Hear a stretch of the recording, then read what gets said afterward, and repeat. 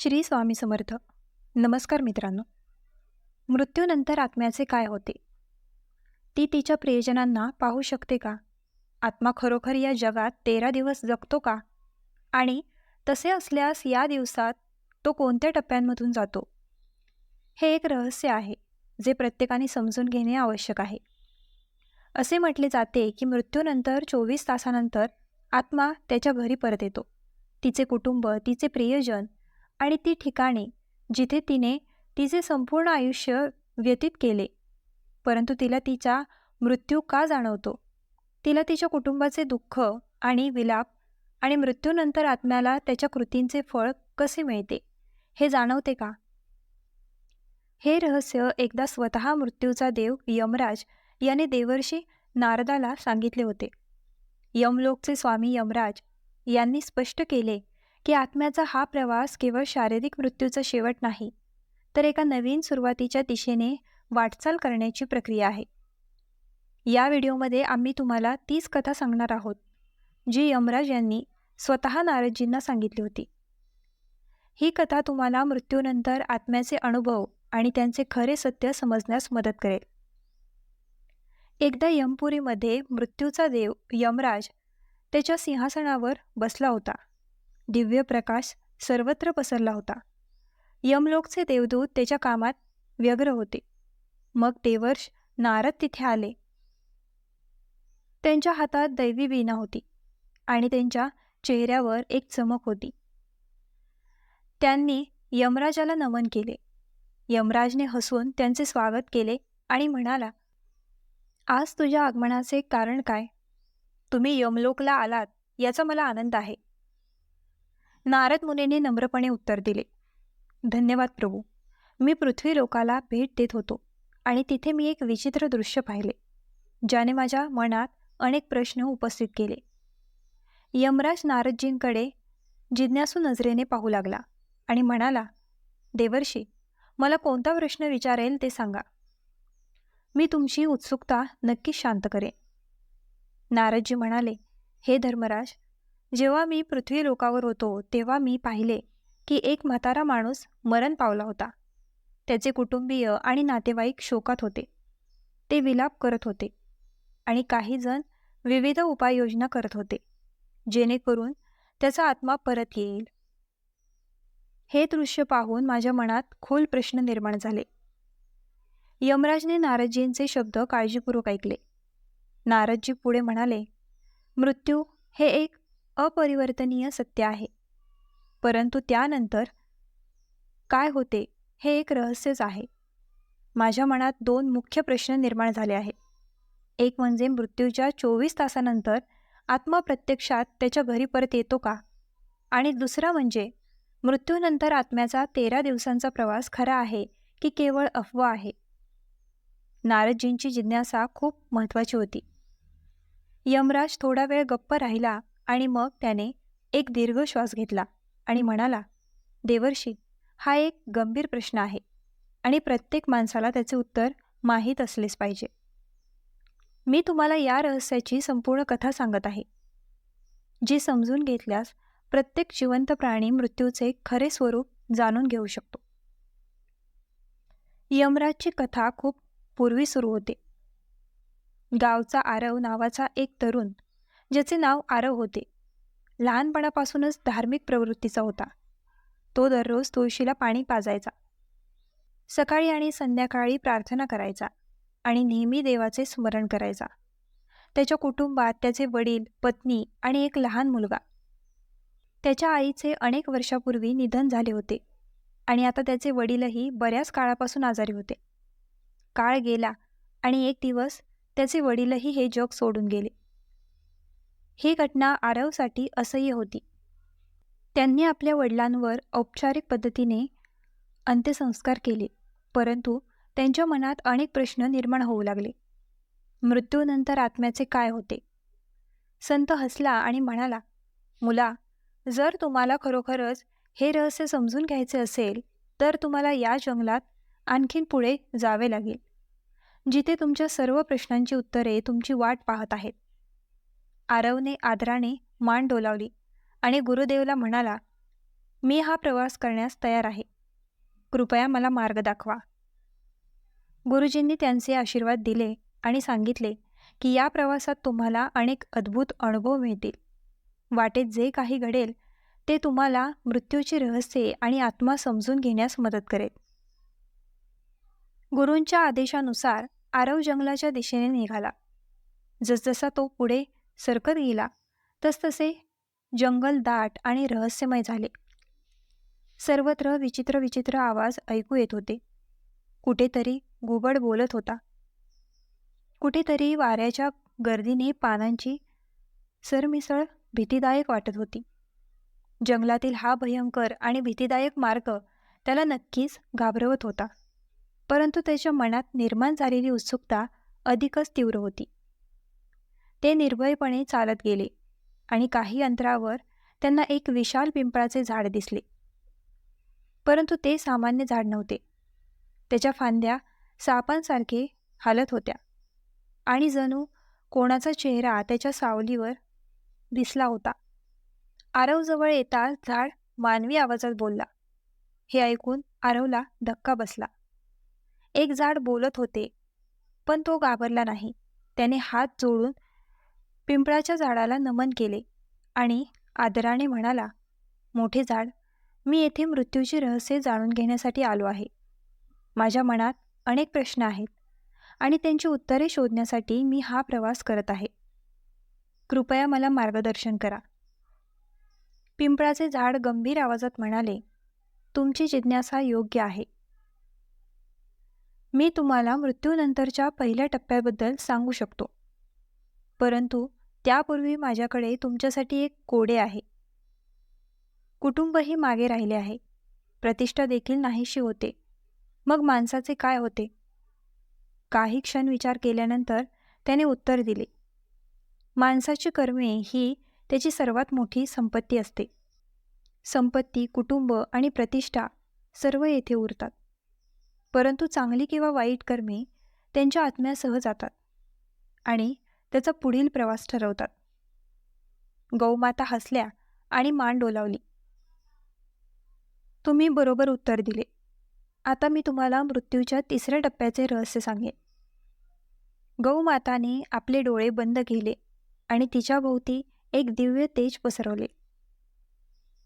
ती खोल आवाजात म्हणू लागली की मृत्यूनंतर जेव्हा आत्मा त्याच्या आसक्तीपासून मुक्त होतो तेव्हा त्याला त्याच्या कृतींचा सामना करावा लागतो.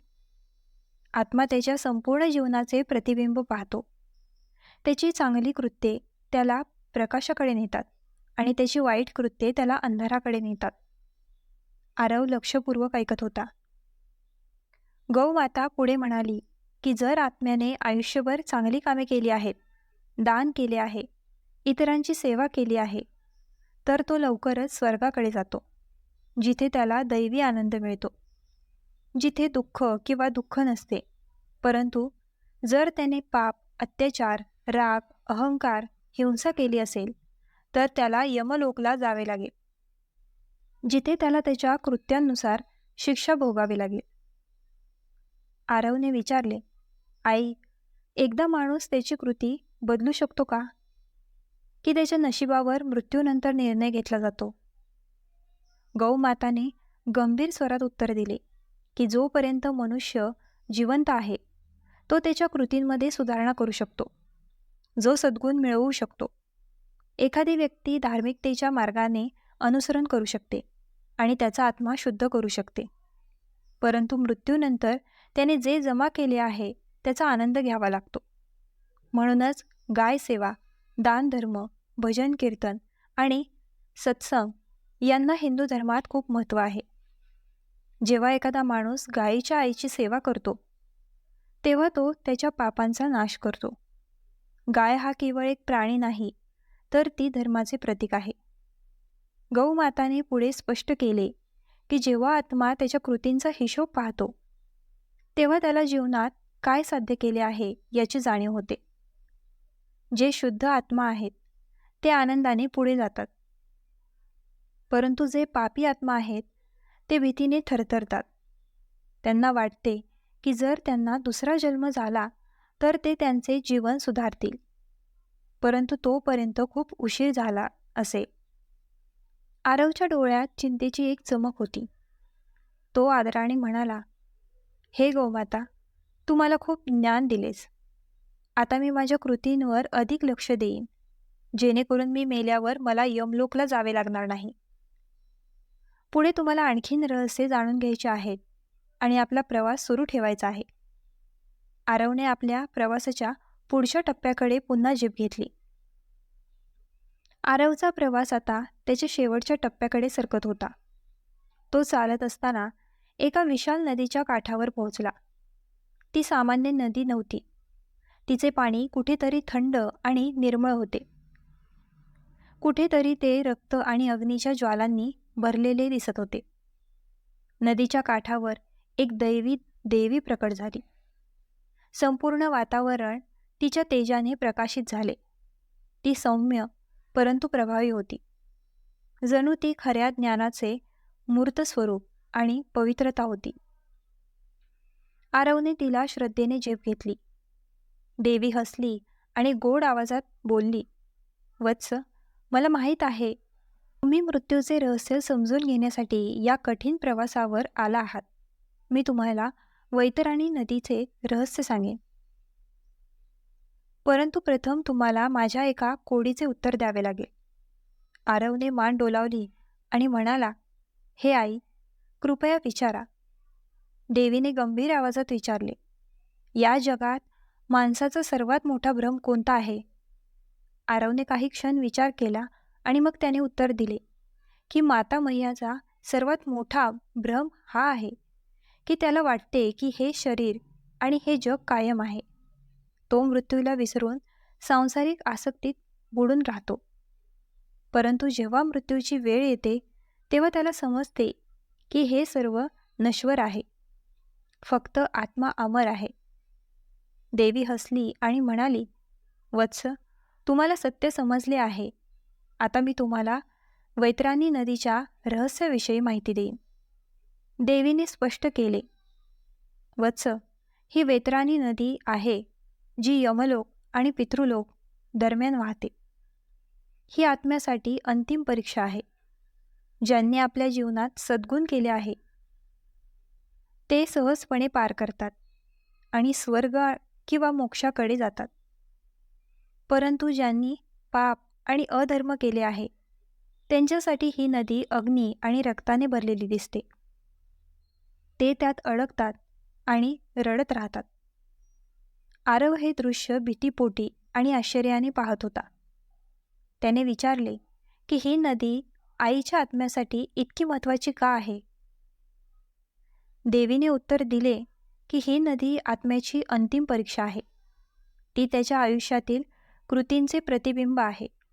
ज्यांनी गौसेवा, दान, सद्गुण आणि धर्माचे पालन केले त्यांच्यासाठी ही नदी स्वच्छ पाण्याचा प्रवाह बनते. ते ती ओलांडतात आणि मोक्ष किंवा स्वर्गाकडे जातात. परंतु ज्यांनी अन्याय, पाप आणि अन्याय केला त्यांच्यासाठी ही नदी भयंकर वेदनेचे ठिकाण बनते. ते त्यात अडकतात आणि त्यांच्या पापांचा नाश होईपर्यंत त्यांना त्रास होतो. हे ऐकल्यानंतर आरव गंभीर झाला.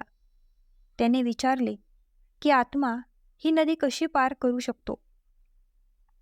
खरे ज्ञान, भक्ती आणि चांगल्या कृतींच्या आधारेच वत्स, आत्मा ही नदी पार करू शकतो, असे देवीने हळुवारपणे स्पष्ट केले.